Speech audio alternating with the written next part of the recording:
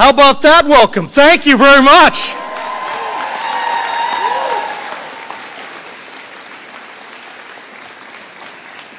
Let me start by ensuring that everyone in this room, let's give the warmest West Virginia welcome to HHS Secretary Robert F. Kennedy Jr.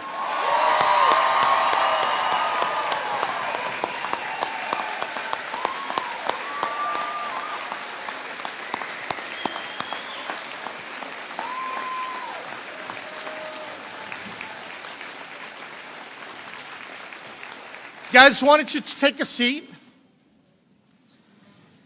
I want to thank everyone so much for being here. I want to thank all of the elected officials. I want to thank our wonderful First Lady of the state of West Virginia, Denise. I want to thank the leaders of the MAHA movement in West Virginia.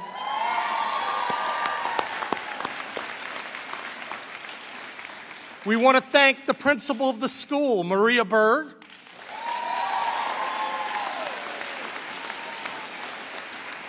Our secretaries of Health and Human Services, Dr. Arvind Singh and Alex Mayer.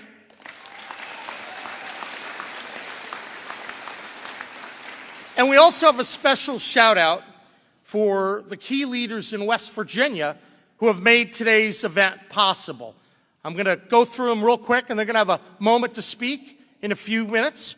Chairman Jason Barrett, who also represents you right here in this district.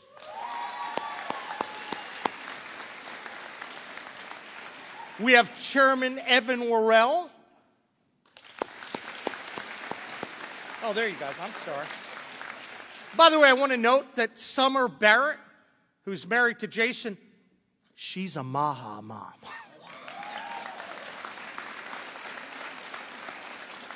We have Chairwoman Laura Chapman, good friend. Thank you for coming up. And Chairman Adam Burkhammer. Adam's been a big leader here. Thank you. But most of all, we're really grateful for our special guest, RFK Jr. And quite frankly, not just for being here, but being one of the few voices in the country willing to speak the truth, even when it's inconvenient.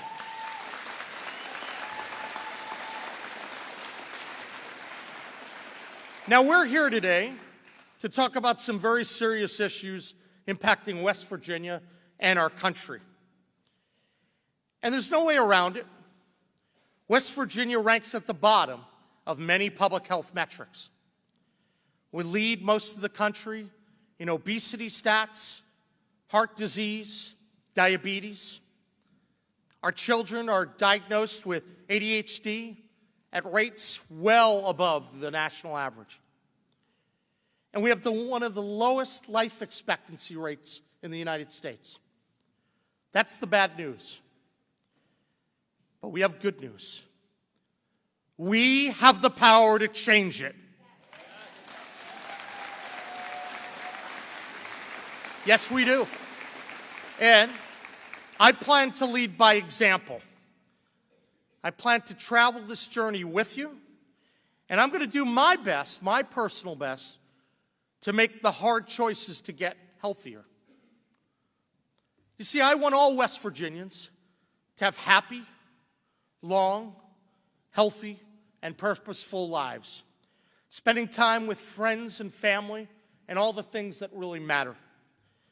And I'm not afraid to admit that I've not always made the best food and exercise decisions in my life, but I will do my best to get better.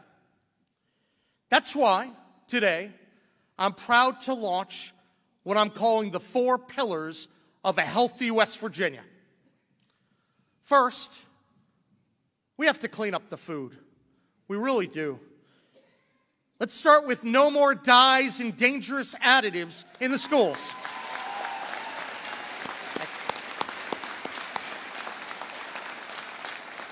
We know that studies show that can lead to issues with hormones and hyperactivity and learning challenges for our kids and even cancer. Our kids deserve better, and now they're going to get it. You deserve that. That's why, earlier this week, we took the first step to remove those harmful dyes from school nutritional programs and food items throughout the state.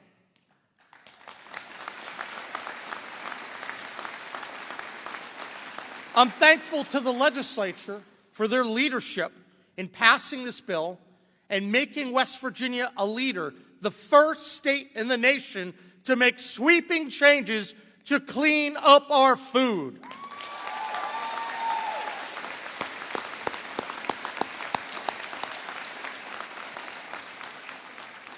I'm hopeful that this new law is going to lead to a broader national discussion and FDA action so we can have more consistent policies across the nation. I'll start with our second pillar, find purpose, find health. Throughout all of our 55 counties, I want all West Virginians to find a purpose that helps them spring out of bed in the morning and helps them lead healthy and purposeful lives.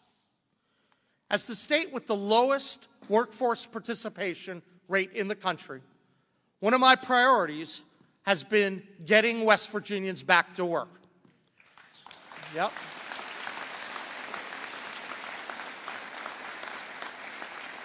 So, today, I'm announcing my intent to expand work, training, and educational requirements for SNAP recipients.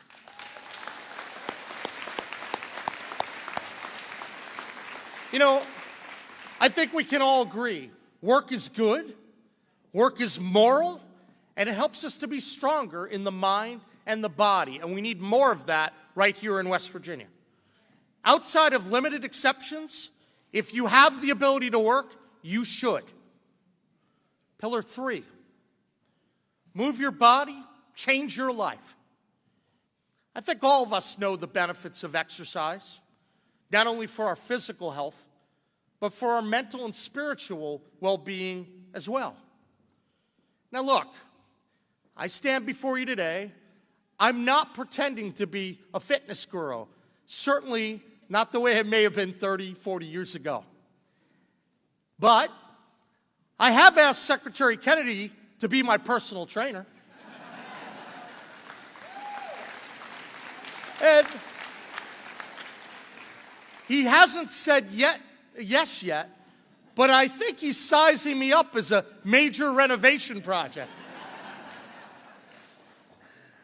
You know, unfortunately, most of us don't get the exercise we need, myself included.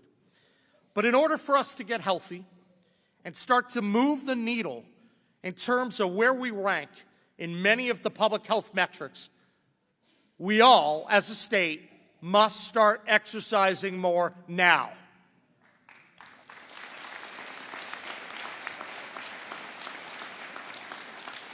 That's why today, part of our third pillar, I'm announcing a statewide exercise movement. We're going to call it the Mountaineer Mile. I'm challenging every West Virginian to get out and walk at least 1 mile per day. As governor, I understand that I need to do this as well and start shedding the pounds. So in the future, you might start seeing me walking around the Capitol complex a little bit longer. You might see me in many of our amazing state parks. Plug for our state parks, best in the country, right? And you also might see me doing more walking closer to home in the Eastern Panhandle.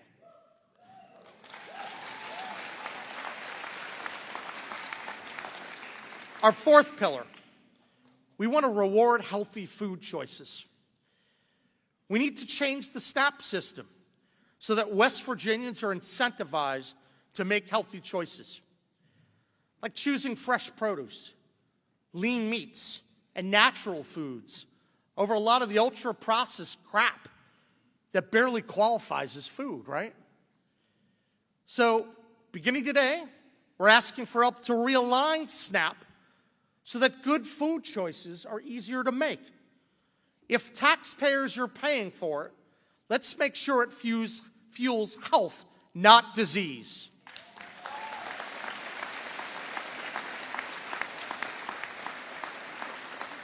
But, and I'm being serious about this is not about judging someone's grocery cart. It really isn't. I don't want to do that. I don't think anyone here does. But it is about asking a fair question. Is the SNAP program doing what it was supposed to do? You see, SNAP stands for Supplemental Nutrition Assistance Program. That N is for nutrition. It's not for nonsense. If the law says the program is meant to help people get a more nutritious diet, then that should be the standard. Why should hard-earned federal and state tax dollars be allowed to ignore nutrition? Taxpayer dollars should be targeted toward nutritious foods.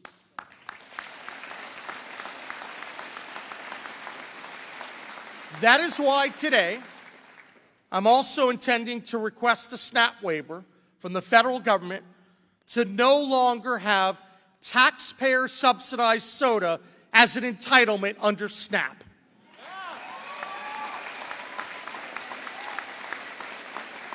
We're also going to be incentivizing healthy bundles and other food choices that can help people access and eat better foods, healthier foods. That healthy bundle and other programs, that's going to expand access to healthy food choices in this area and all 55 counties in the state.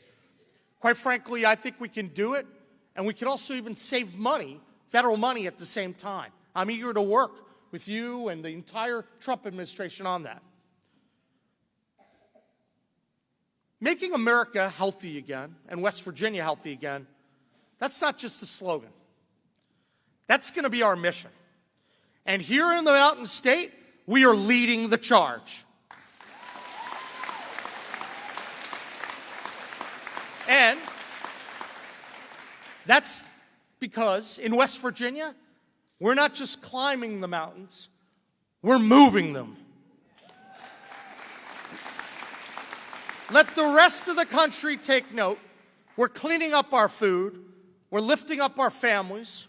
Where tax dollars are involved, we're incentivizing consumption of healthier foods. We're respecting the dignity of work, and we're living up to our name. Wild and wonderful, and now, a healthier West Virginia. So, it's my honor to be here today. I thank you all for coming. God bless you. Now, I'm going to take a moment and get ready to turn this over to his fine gentleman next to me. And I want to recognize someone who, quite frankly, has become one of the most talked about, most vilified men in America. You should be proud, Mr. Secretary, because I am of you. Because when the bureaucracy gets nervous, it sees real change coming. Secretary Kennedy has been willing to speak hard truths, take on powerful interests, and stand up for everyday Americans, even when it wasn't popular, even when it wasn't easy. He's not afraid of a fight, and that's exactly the kind of leadership we need in Washington. So today, on the heels of a major public health win in West Virginia, we are proud to stand with them. Please join me in welcoming a warrior for children, a man who refuses to back down, HHS Secretary Robert F. Kennedy Jr.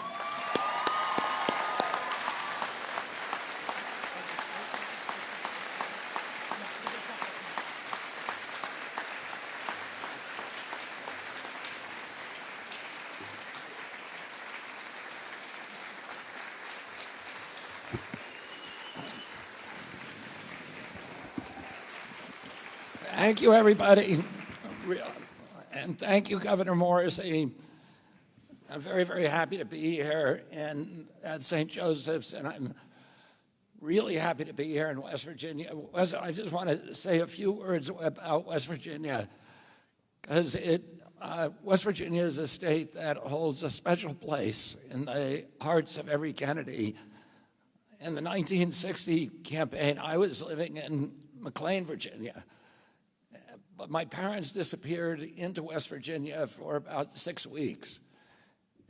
And we didn't see them, as well as all of my aunts. My uncle, President Kennedy, who was then in the Senate, was running for president. And the consensus wisdom around the country was that a Roman Catholic, could not be elected president of the United States.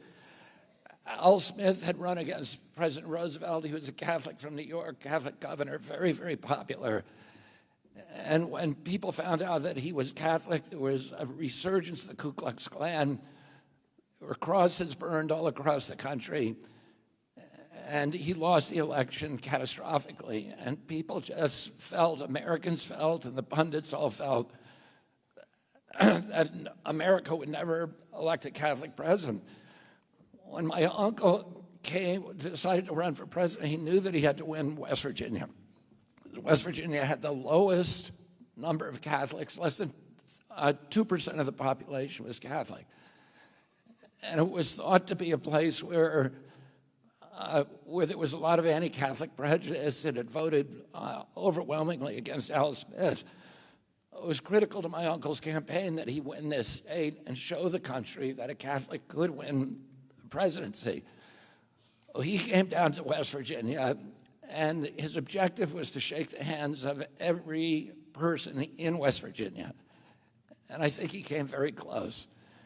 And my parents came down, my uncles, my aunts, luckily we had a lot of Kennedys, and they all came down, and they spent time really getting to know the people in West Virginia and understanding the issues in the state, the problems, and those things stayed with him throughout his presidency. And on election day, he won the state of West Virginia overwhelmingly. And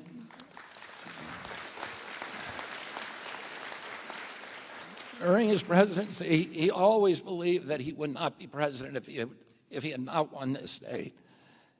And he never forgot that relationship and that bond that he had formed and that so many members of my family had formed with the people in the state, the affection and the warmth with which they were greeted and embraced.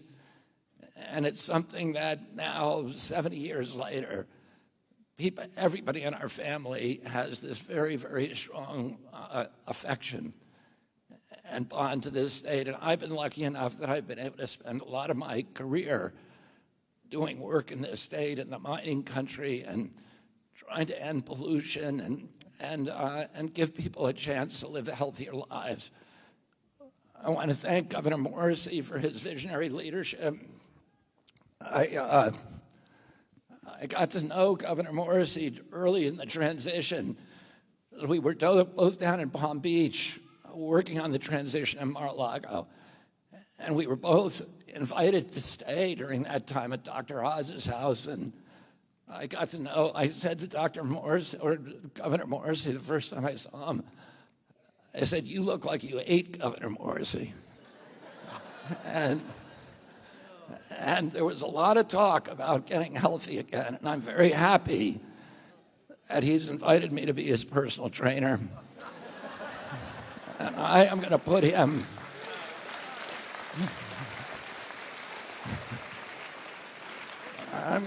on a really rigorous regimen. And we're going to put him on a carnivore diet. We're going to make him raise your hand if you want Governor Morrissey to do a public weigh-in once a month. And then when he's lost 30 pounds, I'm going to come back to the state and do a celebration and a public weigh-in with him.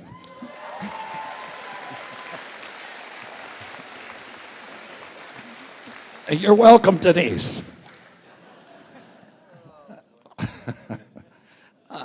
We, a little more than I bargained for. You left me an open door, so. Anyway, we have a public health crisis in this country, and unfortunately, West Virginia is leading the way. It's the highest obesity rate of any state in our country. This year, you pulled ahead of Mississippi. It has the highest rate of chronic disease in the country. And so I'm very, very grateful to Governor Morrissey for his visionary leadership in getting West Virginia to lead the way in transitioning off of processed foods. When my uncle was president, 3% of Americans had chronic disease. We spent zero on chronic disease in this country, zero. There was no medications for it. Today, we spend $1.3 trillion on chronic disease every year. It's about 90% of our healthcare budget. And you know, for most of my life, the Republicans and Democrats have been fighting about a healthcare plan, about treatment, really a sick care plan, about how to treat all this illness. Should it be Obamacare, the affordable health plan? Should it be public-private partnership? Should it be a single payer? These are what the big battles that you read about on Capitol Hill. The real battle is that we're getting sicker and sicker every year. And it's really just a debate about who's going to pay the treatment. Nobody has been focused on how do we get ourselves less sick. And it's like moving deck chairs around on the Titanic. No matter what you do, our country is going to go bankrupt.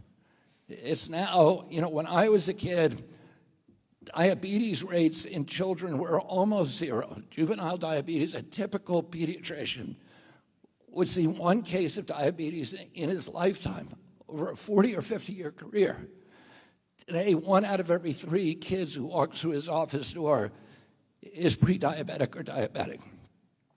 38% of teens are now diabetic, 50% of adults. A few years ago, it's not a mystery about where this is coming from.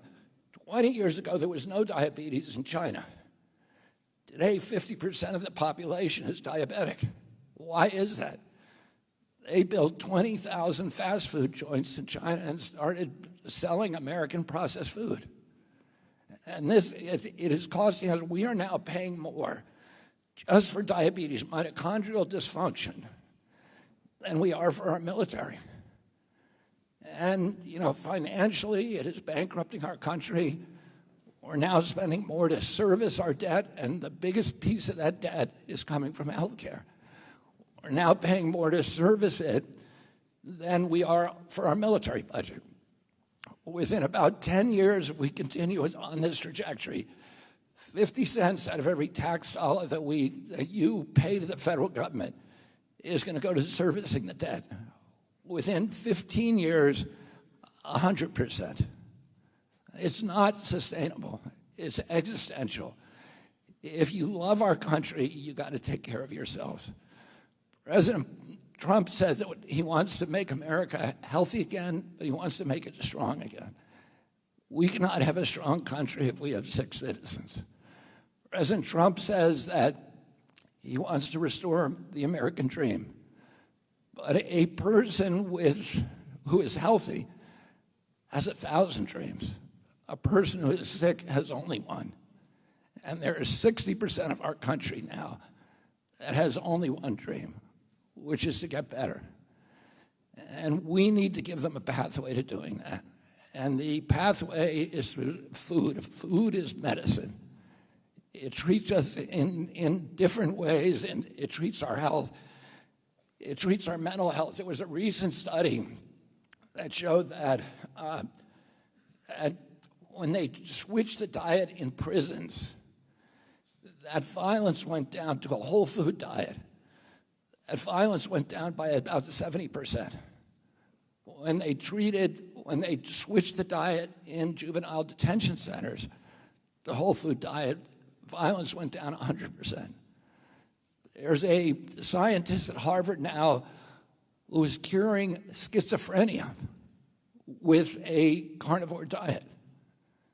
So the loneliness, the dispossession, the crisis that we have in mental health, in suicide, in ADD, ADHD, all of these are linked, and particularly to the dyes. It's very clear the dyes that Governor Morrissey is banning all of them are linked in very, very strong studies to ADHD and to cancers. So we're seeing an explosion in cancers in this country. We're seeing an explosion in infertility. Teenagers today have 50% of the sperm count and 50% of the testosterone of 68-year-old men. Girls are now reaching puberty 6 years earlier than they're supposed to, between 10 and 13 years old. Other countries are not experiencing this. We've seen autism rates go from 1 in 10,000 when I was a kid, 1 in 10,000, 1 in every 36 kids today, 1 in 22 boys in California. And the obesity rates have gone up to, as I said, 50% in adults, or 70% overall obesity or overweight, from 3%. In Japan, it's still 3% because they're not eating these foods. They have nutrition programs in the foods where they have a nutritionist in every school who's in charge of the menu, and they eat healthy foods so they don't have these illnesses. And we, when I was a kid, we were the healthiest, most robust people in the world. And today we're the sickest. 60% of Americans, from 3% when my uncle was president, 60% today have chronic disease. And it's not happening in other countries. During COVID, we had 16% of the COVID deaths in this country. We only have 4.2% of the world's population. So we literally did worse than any country in the world. And when you ask CDC, why are Americans dying from COVID at higher rates than any place on earth when we have all the money? They said, well, it's not our fault. It's because Americans are so sick. That is their fault. And we're going to change that. But they said that according to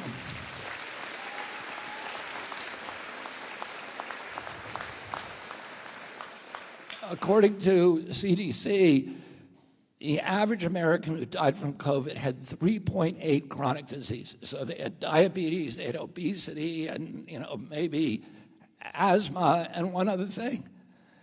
And it was the chronic disease really that was killing them. Healthy kids were not dying. Healthy Americans were not dying of COVID. It was a disease that attacked the sick. And that's true with all infectious diseases. If we can make ourselves, the biggest thing that we can do for pandemic preparedness is to make ourselves healthy again. We're now, 74% of American kids cannot qualify for military service because of chronic disease.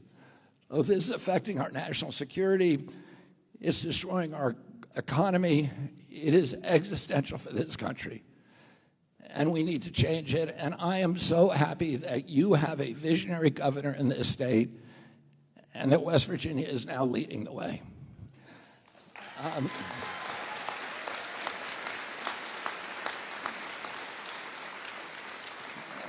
And I want to commend Governor Morrissey not only for his vision, but for his courage, because it's very, very hard. And for these legislatures who are pushing this bill, all of them are getting calls every day from the big soda companies, the sugar soda and the fake food companies. We're not eating food, we're eating food-like substances. And I'll tell you what happened. I was involved in the tobacco litigation back in the late 1980s.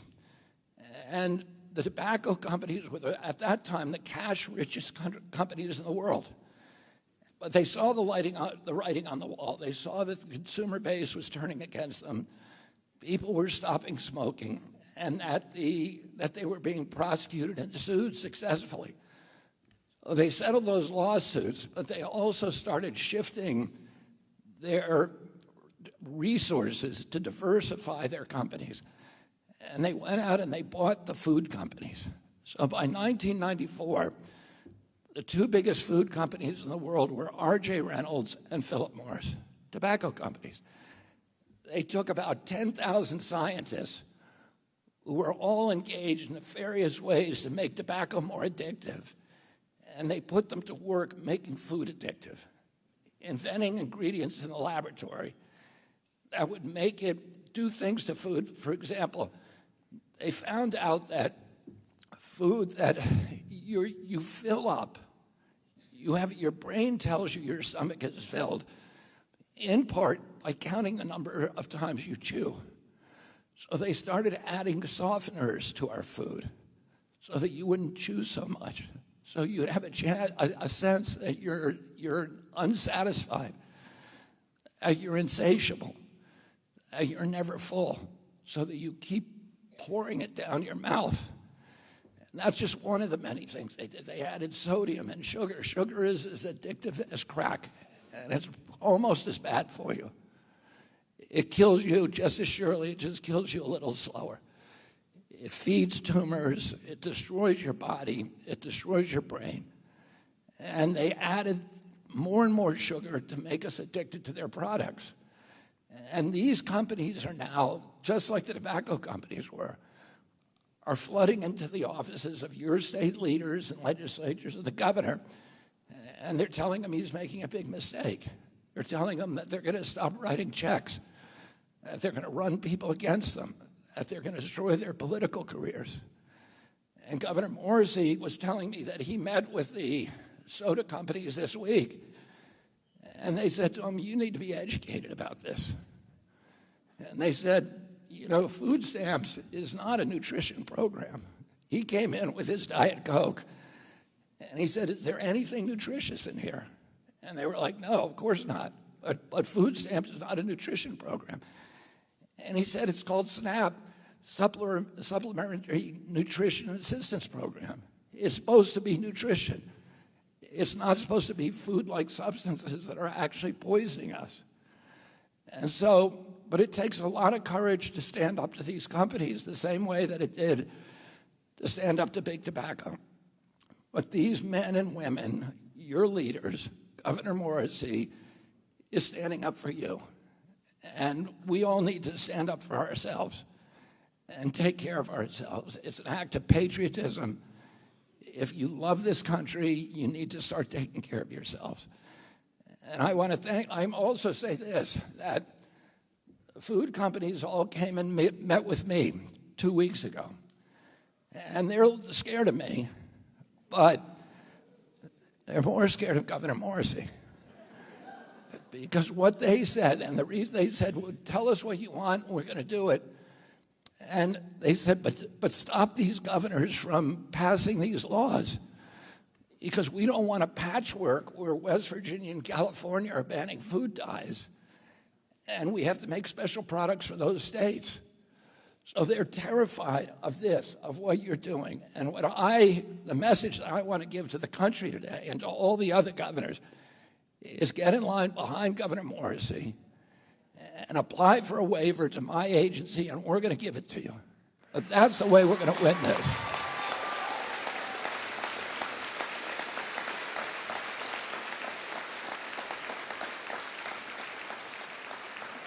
I want to thank all of you. I want to thank the Maha moms who got me into this office, and President Trump, who has given me free rein to do anything I need to do to make America healthy again.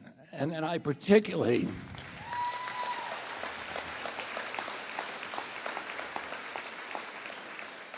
want to thank Governor Morrissey and these legislators for their courage, for their vision, for their willingness to stand up to the most powerful industries in the world, to stand up for the people of West Virginia and set an example, a shining example of the rest of the country. Thank you all very much.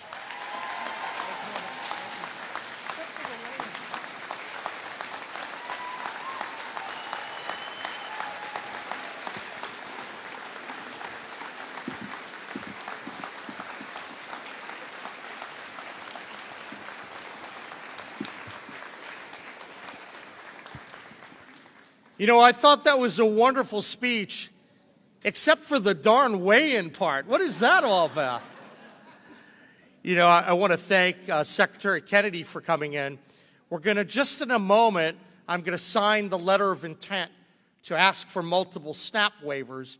But before I do, I want to give 30 seconds to just a minute to these amazing legislators who really have been dedicated to the cause. And so I want to start by recognizing Chairman Jason Barrett to come up, and also his beautiful wife, Summer. Why don't you come right up?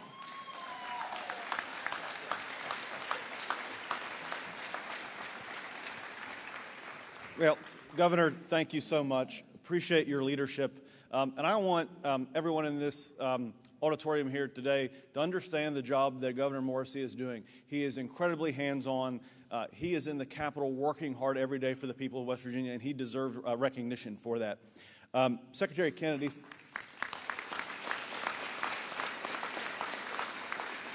Secretary Kennedy, thank you so much for your leadership and inspiring a movement across this country. Our country is in debt for you for doing that. Thank you so much for doing that. When Delegate Worrell and I had our initial conversation about a food dyes bill and what we could get done, I started to talk to some folks about that and getting some feedback. And the thing that I heard the most was, Jason, you're going to have to deal with big food and big drink coming after you. And my response to big food and big drink is big deal.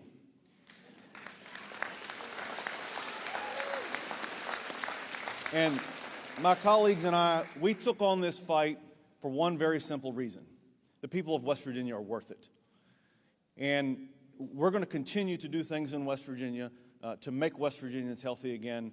I want to give a huge shout out to my wife, who has educated me more on this issue than I can ever imagine. My favorite Maha mom, Summer.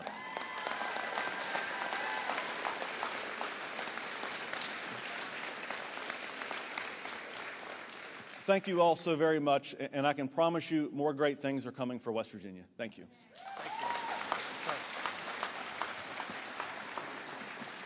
All right, I'd now like to recognize the individual on the Senate who helped shepherd this through, Chairwoman Chapman. Why don't you come on up? Good friend of mine. She's done a great job. Nice to see you, Laura. Thank you very much. I want to give my sincere appreciation and thanks to Governor Morrisey, who is doing an amazing job and really has put us in the forefront on this issue. And I just want to thank you for your leadership.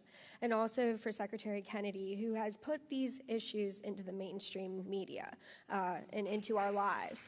Without his leadership, most of us wouldn't even be able to know half of these issues. We do have the worst health outcomes in America, and Delegate Worrell and I are working hard in our health committees to try to make our lives better. 27% of our citizens live in a food desert, and I just want everybody to realize we're here for the children. You all are our future leaders. You're our future, and we need to make sure that we do a great job for you. So thank you very much. Thank you for being here, and thank you for the invite. Nice to see you. Thank you. The individual who really was one of the key folks in the House driving this through, the chairman of our health committee, Evan Worrell.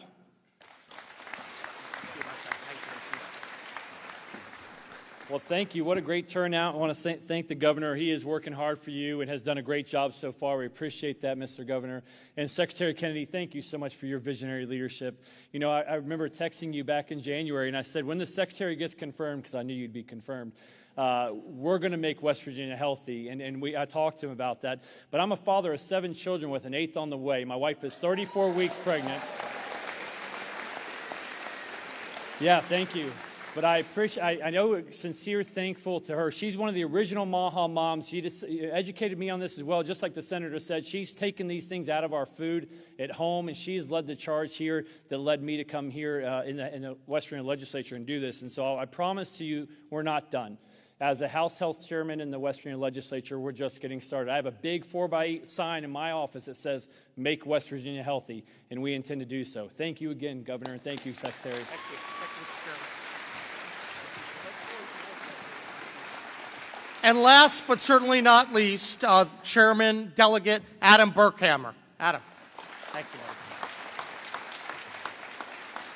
you. Well, again, thank you for the opportunity. I do want to, again, appreciate Governor Morrissey's leadership and standing with the legislator, Secretary Kennedy for his federal leadership.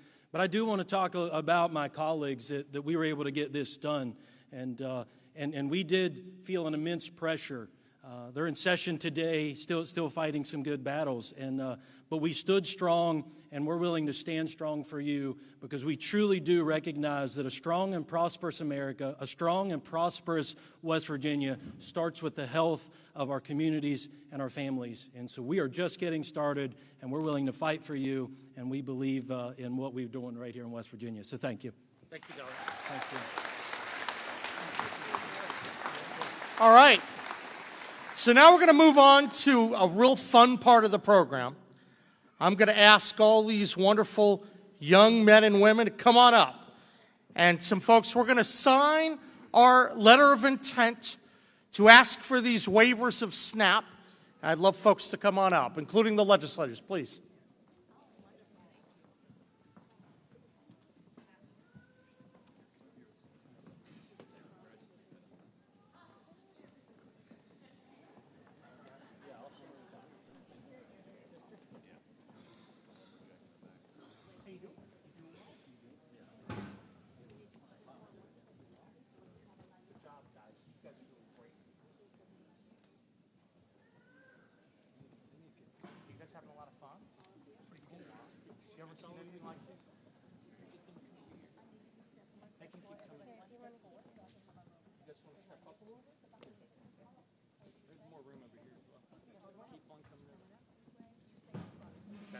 Come up right next to me.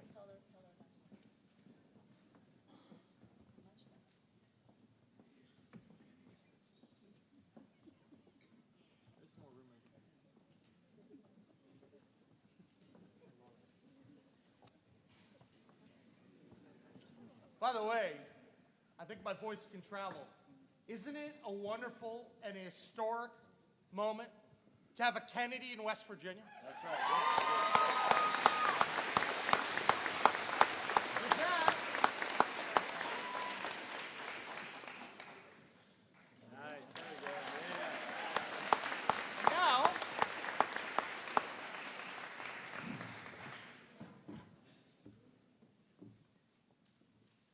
and now I will be signing the intent for the state of West Virginia to file multiple SNAP waivers as I described.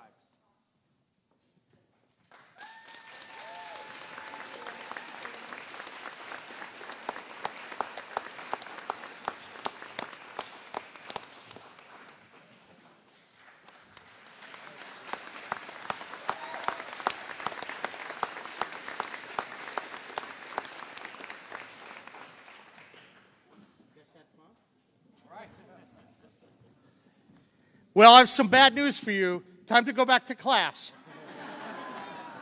Hey, guys, I want to say thank you all for coming today. This has been a wonderful event, and this is just the beginning of a long journey for everyone in West Virginia. I look forward to seeing you all soon. Thanks again, Secretary Kennedy, our legislators, everyone for being here. God bless. We'll see you soon.